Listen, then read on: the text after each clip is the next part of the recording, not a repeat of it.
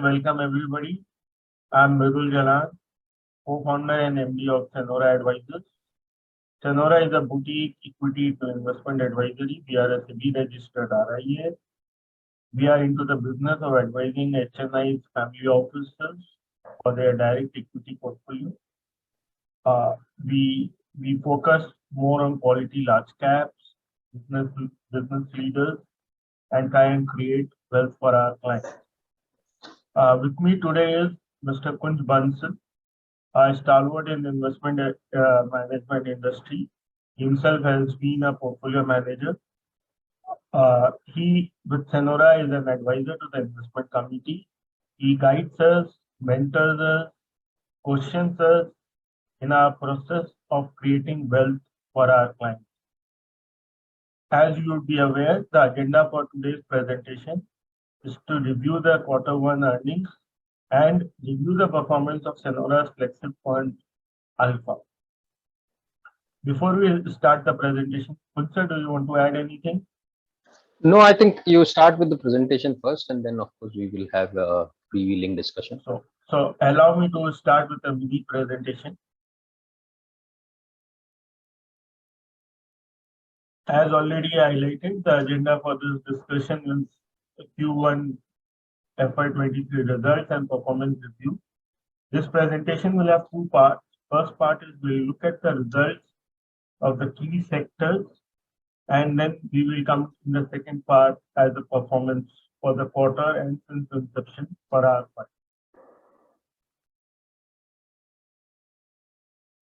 Let's start with the most important sector, the sector which nearly has 1/3 of the weightage in the index, the BFSI. If you look at the broader trend in the BFSI sector, the interest rate has been rising. RBI came twice, increased the rate once by 40 bips and once by 50 bips during the quarter. What we also saw was a trend in the improvement of the asset quality. If you remember, over the last 2 years, similar time, which is FY21 and CY21 and CY20, India was suffering from COVID along with the rest of the world. COVID, among other sectors, hit the BFSI sector the most because their recovery and growth both got impacted very massively. The important trend which we found during the sector was, as largely highlighted, the sector continues to recover from post-COVID. Also, the credit growth was very decent with the improvement in asset quality. Credit growth both on a Q-on-Q basis and on a YOL basis saw a decent growth for larger banks, the quality ones, with the focus being on the retail side. Couple of banks surprised us with the higher slippages. One was HDFC Bank and the other was SBI. Barring these two, the trend remains the same. ICICI was the best among the lot when it comes to the overall result perspective, and that can be seen from the price movement also. All the banks showed a focus on the retail side. Even a corporate bank like Axis Bank had a growth in their retail book while the corporate book shrank a bit. NIMs continue to be strong while Axis Bank continues to struggle there. Their NIMs improved by 10 basis, but they were the lowest among the peers. This quarter we saw treasury losses because of the increase in bond rates, but that didn't impact the profitability of the banks much. And capital adequacy remained strong for all the banks because the profitability overall has been good. Among the second tier banks, IndusInd showed the best of the improvement, while RBL Bank saw a change at the head, led by RBI, kind of suggesting their own representative to take over the bank. Now we move to the MBST sector, which is also part of the BFSI. Like banking, MBST also saw the recovery path with an increase in both collection efficiencies and disbursement. What really surprised us and the rest of the investor community was the stellar performance from Bajaj Finance and Chola. Both gave exceptional growth and strong asset quality. What it led to was a strong price performance also. Bajaj Finance was the biggest winner post the result. Housing finance company also saw a strong growth with housing demand coming back. Both HDFC and LIC, the leaders in this space, showed decent numbers on the growth side. There was a mixed trend on the gold loan NBFC, with Manappuram showing a strong performance while Muthoot is struggling both with growth and NIM. Overall, a rising interest rate scenario is typically negative for NBFCs as their borrowing cost goes up and the increase in the lending cost is not as fast as the borrowing cost. But we haven't seen that impact in this quarter. We want to watch what happens over the next 2 quarters on this IT sector. The sector which has been most in the news because the sector is impacted by the US recession the most. With the US GDP in the negative territory and the talks of US getting into recession, this sector has the highest hit. Along with that, as the lockdown increase, the travel and other expenses for IT companies also increase, leading to a margin compression. A combination saw IT being the weakest sector during the quarter. When it comes to the results, Infosys was the only IT company which raised the guidance. Their revenue guidance increased from 14 to 16%. Earlier it was 13 to 15%. Though margin continued to be at the lower end of 21 to 23%. Wipro was one of the worst performers, with margin contracting 500 bps over the last 4 quarters from 20% to 15%. This is the biggest surprise both for us and the investor community, as the stock has been the worst performer within this week. On constant currency, mid-cap IT continued to do relatively better numbers, with Mindtree giving the best performance both on the margin and the revenue. Some signs of weakening in demand are visible in deal announcement. However, most companies spread out the demand in slowdown scenario except in the EU. What is also important to note is the attrition level. The trend has continued to be bad, but the pace of attrition increase has slowed down, and that is another aspect we want to look for the next 2 quarters. Auto and auto, the sector which has been the most buoyant sector in this upcoming market. We saw volume recovery. We saw higher commodity prices hitting their margins. But the management commentary clearly indicates that the raw materials are softening and that should get reflected in the numbers over the next 2 quarters. This is the sector which has seen issues like chip shortage in the past, and those are getting resolved, and hence production is coming back to normal. Export-oriented companies like TDS and Bajaj Auto reported better numbers due to favorable currency movement and export incentives. Motherson reported among the auto ends, Motherson reported a muted performance owing to its exposure to Europe, and increasing presence in the EV space should augur well for the company. New product launches is the biggest driver in the auto sector, and we have seen both Maruti and Tata Motors talking about new launches. The biggest of the leader in this pack has been Hyundai. They have been the strongest with launches in the electronic SUV space and continue to command higher market share. The consumer space, FMCG sector, has been biggest hit by these commodity prices. With the increase in crude and everything, they had been hit by most. While FMCG performance did well compared to the street expectation, the volume performance was muted. ITC and HUL both surprised positively with volume growth, while the rest of it lagged on. The organized players have gained market share as the regional and unbranded players have been disturbed due to high inflation and high commodity prices. Going ahead, we expect the most stable companies to show gradual recovery in demand and commodity prices to stabilize from the elevated level so that the margin improvement can be seen in the second. One of our portfolio stocks and the top of the town, Zomato, has reported a good set of numbers where the losses trimmed and at the operational level they became a bit neutral. They are with Swiggy as the market leader in the food delivery space, and this space continues to grow well, with the quarter-on-quarter growth being higher than the street. We will now move to the broader results rather than discussing any more sectors. Kunshas, your views, please. Yeah, thanks, Mridul. Very well covered. So obviously, what I notice, and maybe rightly so, is that you have focused on the sectors probably where, as we have been discussing about the portfolio and other things, you have exposure. So there are few bigger sectors which obviously are left out, maybe because you give your views also.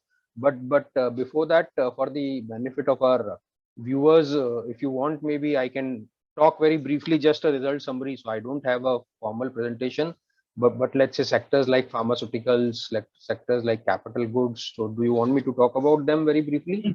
The reason we haven't covered that sector for the benefit of our audience is Senora is not strong in this sector. Senora is not invested in this sector, and which is why we don't really do a deep dive on it. So Kun sir, your valuable inputs will be very well appreciated. Yeah, sure. So for the benefit of our audience, at least, so pharma is another big sector, which of course, unfortunately, has been underperforming and now, in fact, underperforming for quite long. So while indeed it had a 4 or 5 years of outperformance also, and long ago, and now it has been probably another 4 or 5 years of underperformance after that. And there have been reasons, of course. The biggest reason was the corona, which induced a lot of variables. So pharma sector was seen to be beneficiary. In fact, it benefited also, but somehow it hasn't resulted in consistent outperformance of the sector. And when we say outperformance, obviously we mean vis-a-vis market and vis-a-vis other sectors. So the reasons for that are that, especially now coming to this quarter, June quarter numbers, which we are discussing, if I come, one, on an year-on-year basis, there was a degrowth in the Indian business. And the main reason for that was the last year, June quarter, there was a COVID business for most of the companies, which wasn't there this quarter. So good for society, good for all of us, but obviously it wasn't good for the business. So that's one reason. The second reason is that the US, which is one of the major exporting areas for most of the big pharma companies, especially for the listed pharma companies, continues to remain in a slowdown. More than the slowdown, maybe I should say the pricing pressure. And that is where the growth rates for companies have also not been coming. And third reason, which of course was the reason for other sectors as well, was again the margin pressure, because the pharma sector also indeed saw some cost pressures in terms of higher raw materials, resulted into the EBITDA margin. So that was the reason, that these three were the main highlights of the pharma sector, obviously adding to the continued outperformance that the sector has been undergoing. So that's on the pharma sector very briefly. Maybe if required, we can discuss more details. Moving on, another sector, cement. So now that's another reasonably big sector, and we all are aware that a very major not corporate restructuring, but an acquisition went through wherein Adani Group took over the wholesales to Indian companies ACC and Ambuja. So that factor seems to have become a dominant factor in deciding the share price performance of the companies more than their financials. But that is something that we all have to wait and watch out what happens. But coming to the financials for the quarter, so in terms of volume as well as top line, while there was a year-on-year growth, the same was not there on the quarter-on-quarter basis. Again, partly because the industry is seasonal also. This is a monsoon. June was a monsoon quarter, which is always lower than the March quarter. March quarter has a lot of government business also because of the year-end push. So on a year-on-year basis, the numbers are always lower, but surprisingly, or rather not surprisingly, but year-on-year basis, the company in the sector indeed saw volume growth, but not as much of a value growth, because pricing is something that they have not been able to pass on, despite, and which is the other factor, that the raw material prices for them also have been going up, and which was clearly visible in the margins of the cement sector. More so for the year-on-year basis. So year-on-year basis, the drop in margins, depending on company to company, was anywhere from 2 to 3 percentage points to up to 5-6 percentage points of pressure in the EBITDA margin. Even on a quarter-on-quarter basis, there was the drop in margins, but of course lower in the range of, let's say, 1 to 3 percentage points, again because of the fuel cost and power cost, which is a major thing for the sector. So these are something that we have to, based on the secondary market checks. The industry still doesn't seem to have gone into a volume recovery, maybe because July and August have remain and continue to remain monsoon months. And the third and the last sector that I'll briefly cover, and which has been doing very well, is capital goods. Now that is a space that has been doing very well. And again, because of the good order inflow that has been there, and the order inflow comes on the backing of the good infrastructure investment that has been happening, certainly from the government, especially in last 2 years of Corona. But what has happened is even the private sector is picked up. So private sector, just to give some number, for FY22, the investment announcement was almost 100% higher compared to the FY21. So I'm saying investment announcement, because first announcements come and then the investments happen. Of course, 10-20% of these announcements may not fructify or may get delayed beyond 2-3 years, which typically it takes for the investment to happen. But there was an almost 100%, exact to be exact, 90% increase in the announcement. So that is a big thing. And where it is coming from, it is coming from sectors like chemicals. We have been seeing a lot of investments happening there. Mobility, both the train, the wagons, the kind of orders that have been flowing to the industry and likely to flow, and the metros. So we have been seeing a lot of investments happening there. We have been seeing a lot of investments happening in the electrical vehicle space. Then we have been seeing a lot of investments happening into the whole green energy, hydrogen, solar, and all that space. So these are the kind of companies that have been. Of course, cement industry has announced capex, and a lot of it will happen, because we have been seeing that always keeps happening. So these are the areas from where capital good industry is benefiting. So as a result, this was one sector wherein we not only saw top line growth, but indeed we saw a bottom line growth also, despite margin pressures. Let's keep in mind. So the raw material prices was an issue for this industry also, but the kind of top line growth, depending on company to company, anywhere in the range of 10% to almost 25% top line growth we saw, gave them a very good leverage. So despite raw material prices being high, we saw EBITDA margin probably only for this sector in June quarter going up as well. So that was a positive, and that obviously has resulted in sector outperformance. After the results also, before that also it was announcing, the valuations continue to remain high. So these were three sectors I thought briefly I will touch upon. So I'll start off with the last line which you said, valuations continue to be. We both have discussed it many times, and we have seen across markets that companies which have quality and which continue to deliver results continue to have relative valuations higher than their peers. The second part which I want to add upon is that cement is one sector which we are looking very closely. We are very bullish on this space, but we are yet to identify which name to play for. And hopefully soon we'll have something added in our portfolio within that. And as Kunsa, you know from our offline discussion, that we are considering all the names to look at which one we are. Just a heads up to our investors. Kunsa, thanks for the brief outside the Senora focus. Now, should we move to the second part of the presentation, which is the performance part? Before that, before that, very quickly. So we have discussed sectors. So I don't know, we should discuss stock, but there are few stocks which have done very well. For example, Tata Chemical. So anything you would like to add there on that, or maybe some other stocks like that? So Tata Chemical is a great stock coming from the house of the Tatas. There is no question about the policy of.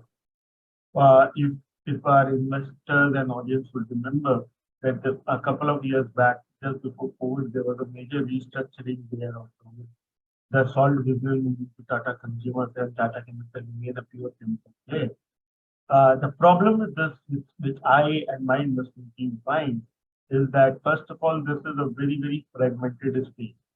With all the chemical players, there are around more than 15-20 of it within the large and the obviously much smaller players also. And second is, each of these chemicals have their own attributes and their own demand. Pesticides have different, and likewise.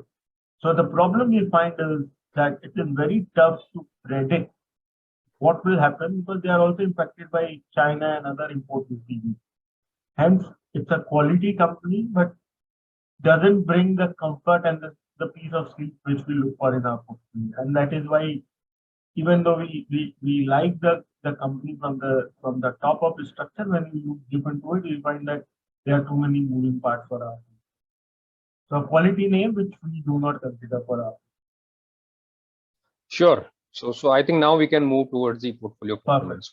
Thank you.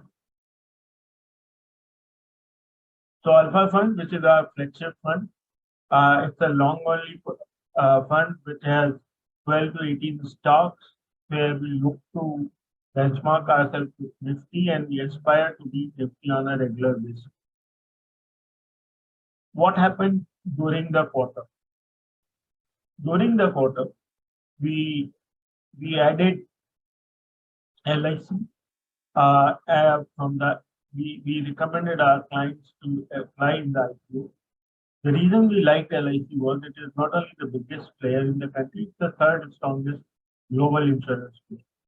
With an AUM which is 3x of the private sector combined, and with having nearly 279 million policies and a 1.33 million agents, it talks about the biggest distribution from and compared to any private player.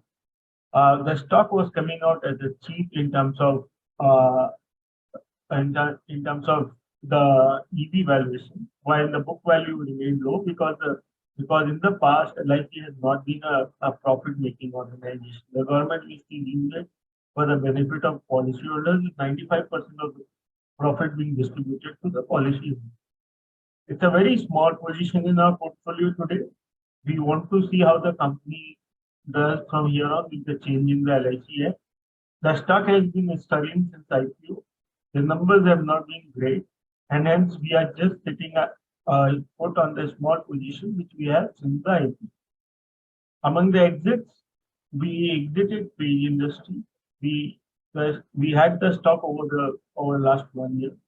The reason we exited was very simple, that in the current environment of high inflation, typically we have seen downtrading happening in the discretionary space, especially on the daily consumption side. It's where we could see a downtrading from a branded page to unbranded players. This could lead to both a negative surprise in revenue and margin both. With the downside risk to his earning and a relatively expensive valuation, the risk reward was not in our favor. Hence, we decided to exit the stock. Senora in its alpha portfolio has another unique policy. We do not add fresh money from clients in the proportion to the weighting. We tend to add different stocks in different phases based on the margin of safety and tailwinds. So during the quarter, the new inflow from existing clients was used to buy stocks like Bharti, ICICI Bank, Infosys, Maruti, SBI, Tata Motors, and Wipro. This is our model portfolio performance. On the left-hand side, you can see since inception compared with Nifty, both on the portfolio basis and the XIRR basis. The right-hand side shows the weightages. The weightages reflects our conviction. We are very bullish on Maruti, Bharti, SBI, CSA, and they are our top. They form around 55% of the portfolio. The rest 45% is invested in around 10 stocks. We do not include dividend for our stock performance. They get directly credited to our client's account and is not part of our performance or fees in any form.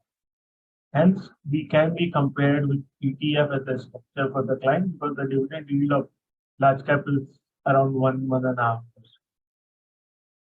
This is how we have our performance. This was a very, very tough quarter for the asset management industry, with Nifty dropping 9.5% on the quarter-on-quarter basis, and couple of sectors having more headwinds compared to others.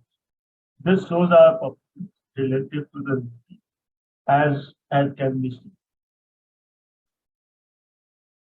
IT being the biggest underperformer. Chola recovered most of the underperformance completely in July, so did Bharti in August, and hence, obviously, the portfolio has improved with our stocks doing well in this bounce. But from April to June, this is where the performance is. This is our month-to-month performance since inception relative to the Nifty, where we have been strong outperformer to Nifty as shown earlier. And as you will see, the performance, strong outperformance is not 1 month, but it's a consistent outperformance and by a larger scale more often than not. This talks about the NAV versus the weightage. Typically, we have seen outperformance coming from beta, which is non-Nifty stocks. Senora's alpha portfolio impact is a fair representation of Nifty stocks, not with the Nifty weightage.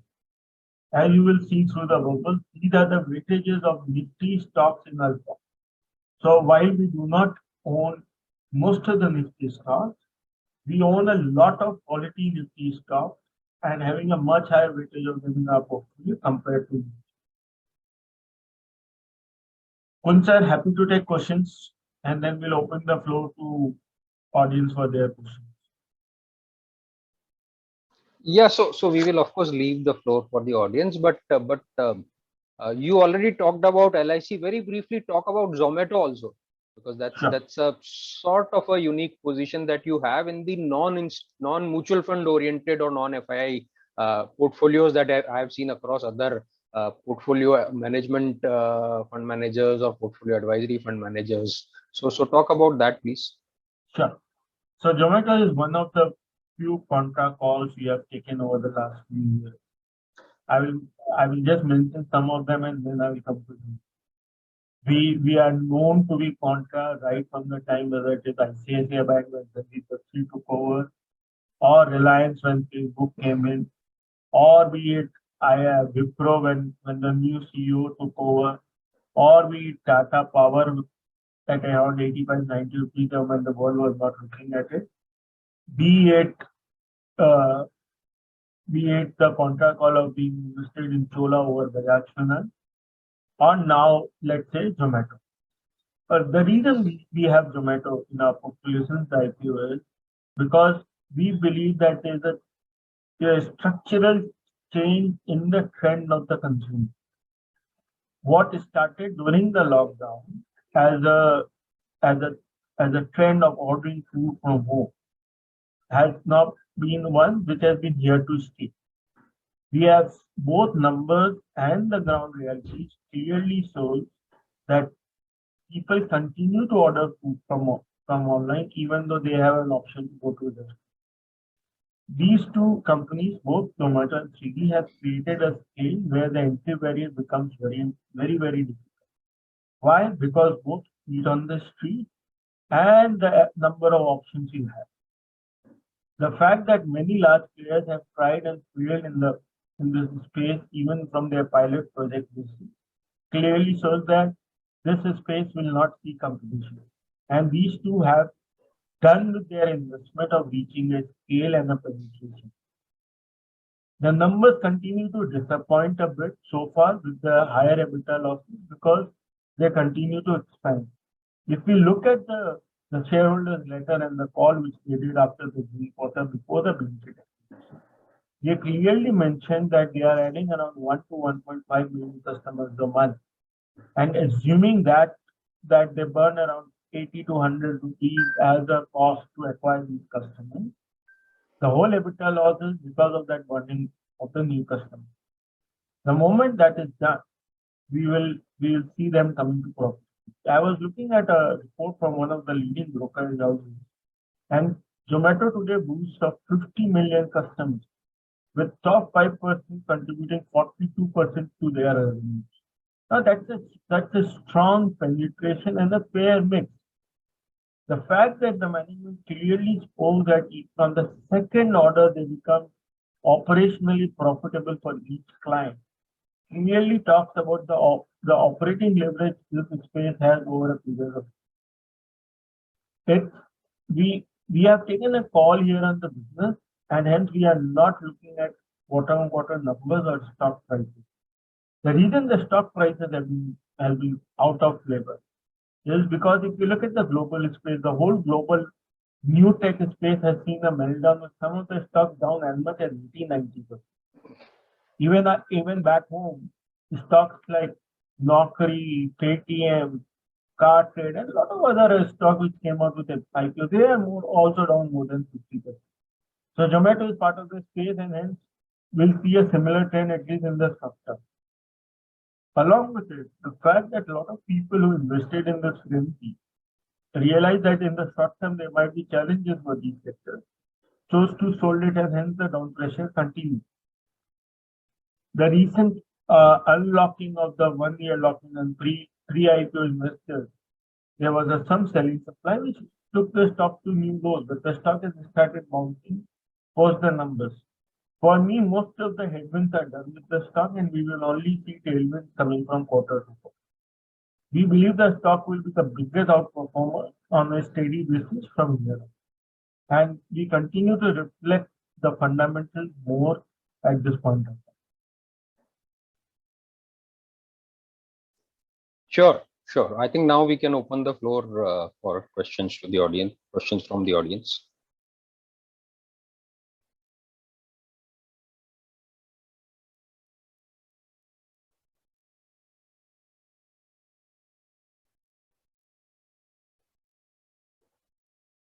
We wait for a minute for the questions to come. Yes.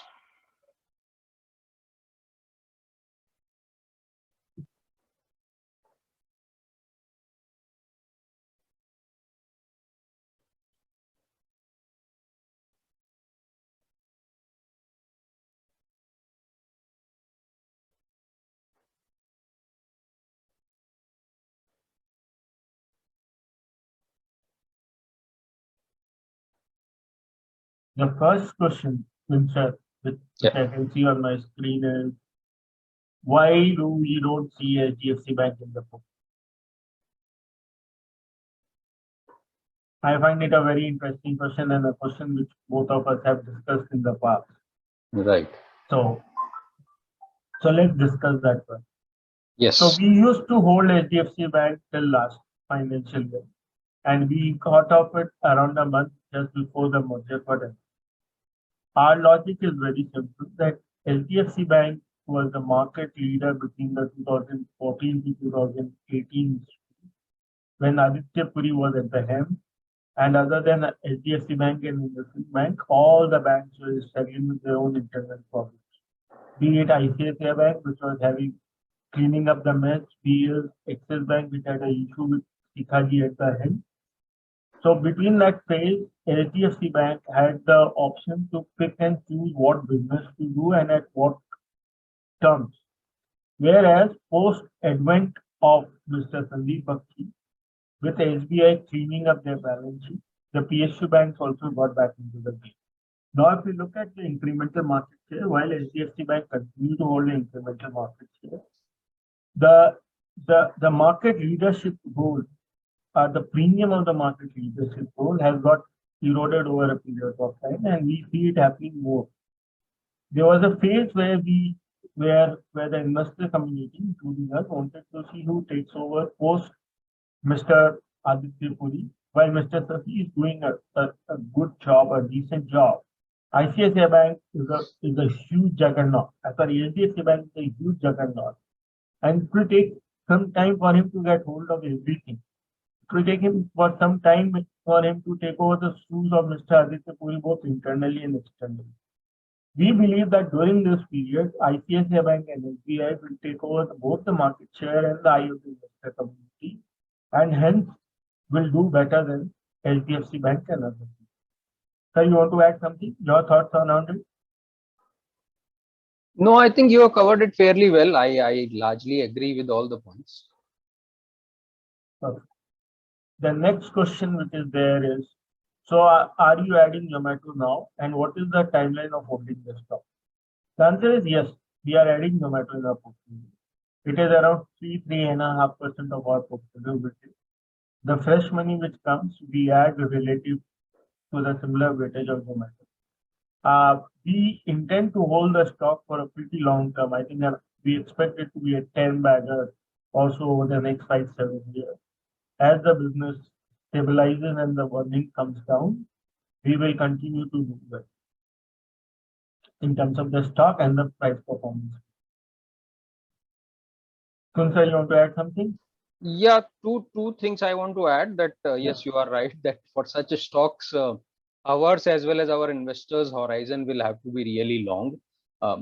These are maybe in a way I can say concept stocks, not necessarily, but I'm not able to find better word right now. So that is where if somebody says that okay, basically equity investment is investment for future, investment in the long term, and investment in growth.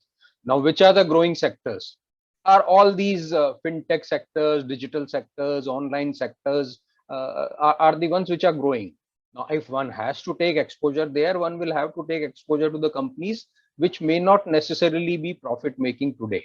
But yes, obviously the hope and the number and the expectation is that going forward they will.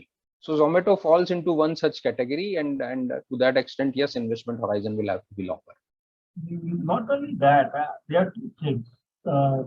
One, frankly, I believe the business of Zomato is very simple in it's a beyond the point. It is the role of aggregator and the delivery.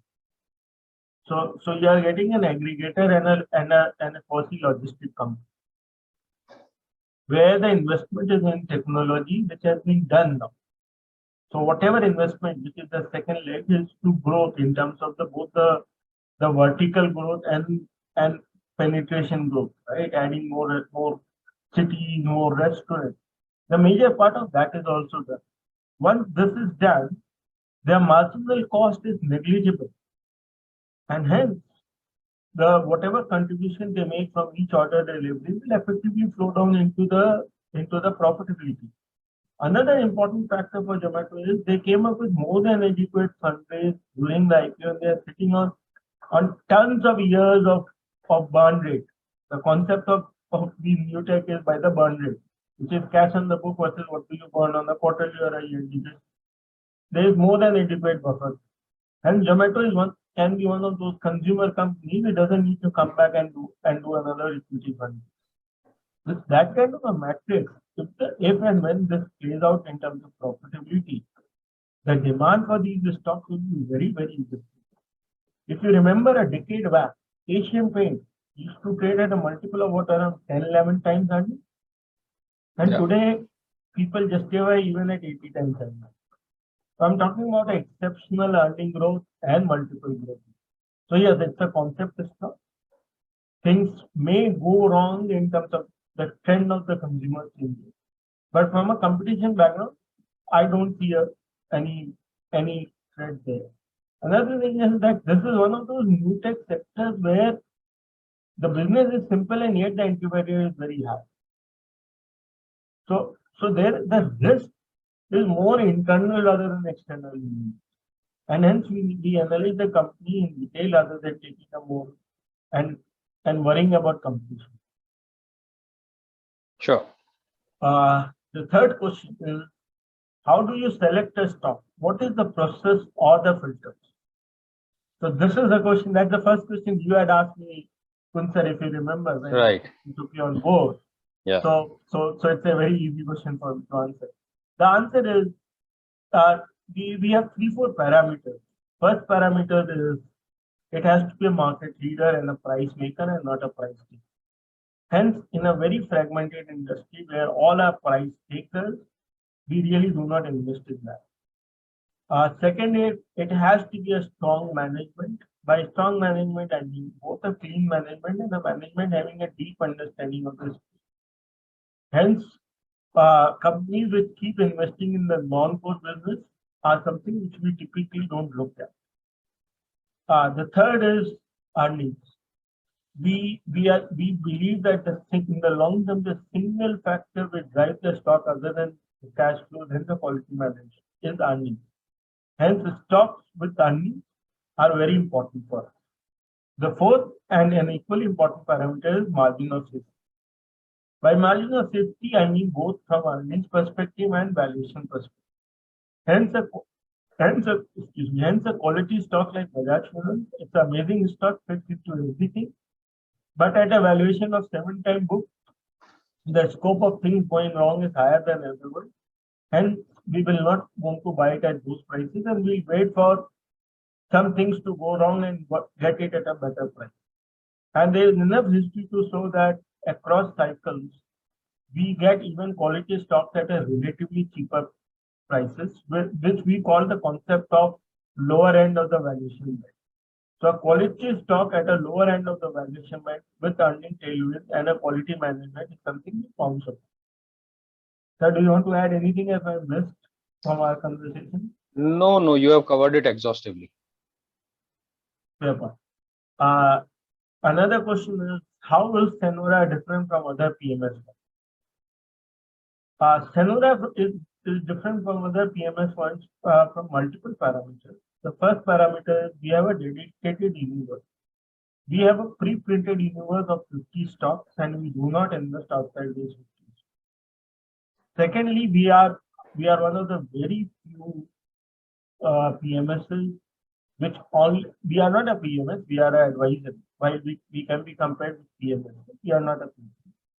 We invest only in large caps and not in multi caps.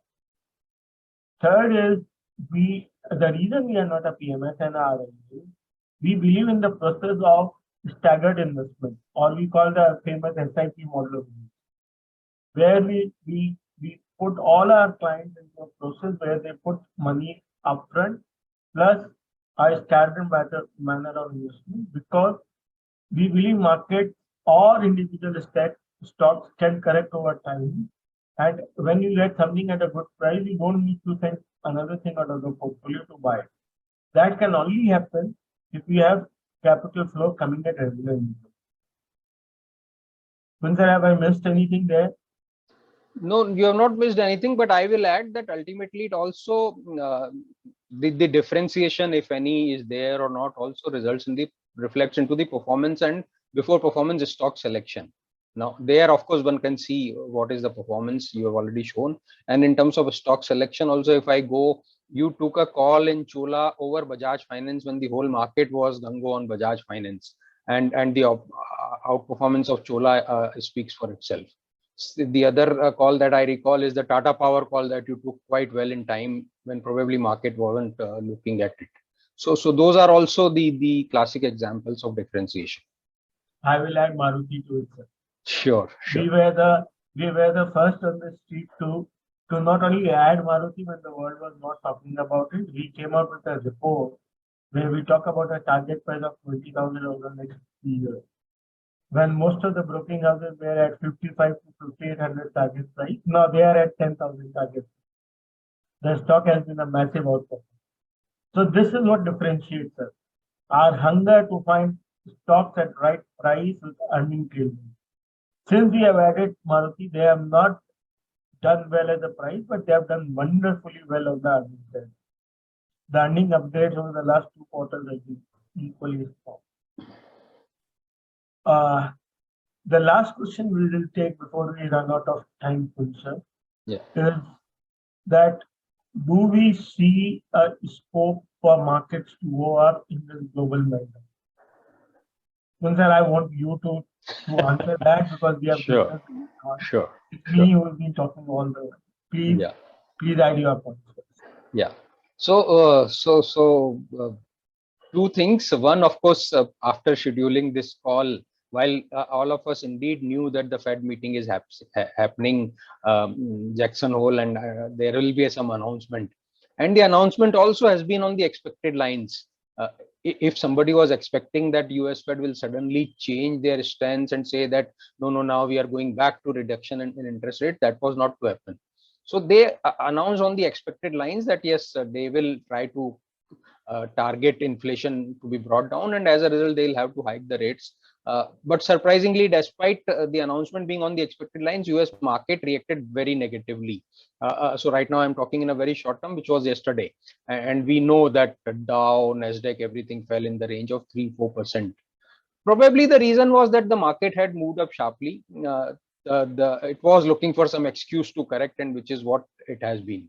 Now coming to India, maybe on Monday we could similarly have a knee-jerk reaction and market opening down, because we also have moved up almost 15% in 1.5 months, and which has been a very sharp rise. And now, of course, last 1 week or so, we have been seeing a consolidation happening.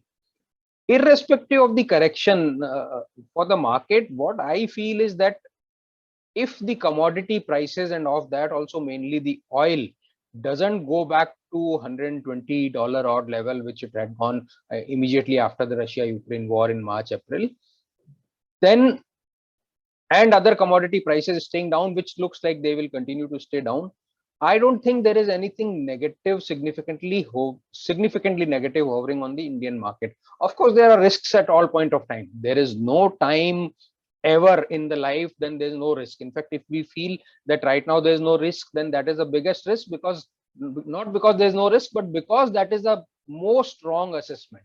So if we talk of risk at the current point of time, the Taiwan developments geopolitically can be a risk.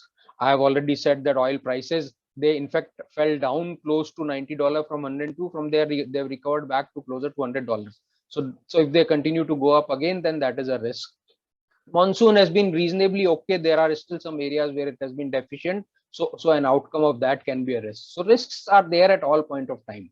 But given the way commodity prices have fallen, given the way the rural demand sentiment has improved, if one does the market check, I think these two things will result into improved numbers from the companies in September quarter and December quarter. Has market already built in? Yes, part of it has already built in, but there are always surprises which do come in. So we have seen that whenever these stocks give a positive surprise, despite having moved up, they move up, and when they give a negative surprise, they do fall down. So that is something that can continue to happen. Let's mix that with the fact of the FII inflow. Now, if that continues to remain positive, valuations always come under question, but irrespective of valuation, I think we can see market continuing to go up. If not, then the scenario I'm seeing is a range bound movement. But I don't see any trigger for a significant fall in the short term at this point of time. Very well said, Kunsa. You have been always been guiding us with these views. I'll just add Senora's fund investment team's view. We are super bullish on India. We believe that over the next 2-3 years, what we'll see is so-called decoupling of quality emerging markets from the developed markets. We all have read enough about the problems in Europe. I think there are equally strong problems in the US, especially on the earnings. The kind of strong hammering which Fed is doing and will continue to do over the near term will lead to a lot of deceleration in earnings and growth for US stocks. Yet we are seeing a strong dollar and a flow into US because of the so-called safety concern. But when the realization happens, as we saw with the Jackson Hole, the market reacts very sharp. So once the US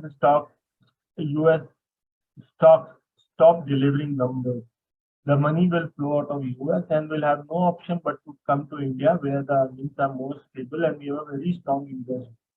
The way we have managed this whole Ukraine war crisis, where last year, while during COVID we took extra oil from Saudi Arabia, this time we have taken much more oil from the other side of the world, which is Russia.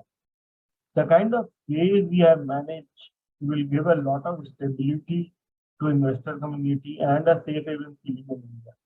The next 2-3 years are very interesting for Indian market, where we could see a much larger inflow into the Indian market compared to what we have seen in the past. And whenever such kind of inflows come, they always come into quality stocks with earnings. And that is why we look to add those stocks, which where the re-rating will happen and the money will get access. That's the view which we have on the market, and that is how we look for stocks. Kunsa, you want to add anything on the closing comments for our clients from a Senora's perspective, or should we just take it offline? No, I think we and you in particular have been doing a good job, which we already discussed is reflecting in the stock selection and in the performance. You have already talked about the whole process and the way you try to differentiate and the view on the market, which is the most critical thing. So I guess we have covered everything. Unless there are any more questions, we can close it. So for the time, we will close it, and we will continue to do these sessions going forward. This was the fourth of the series. We'll soon come out with our fifth series and hope to see you guys around again. Thank you for your time.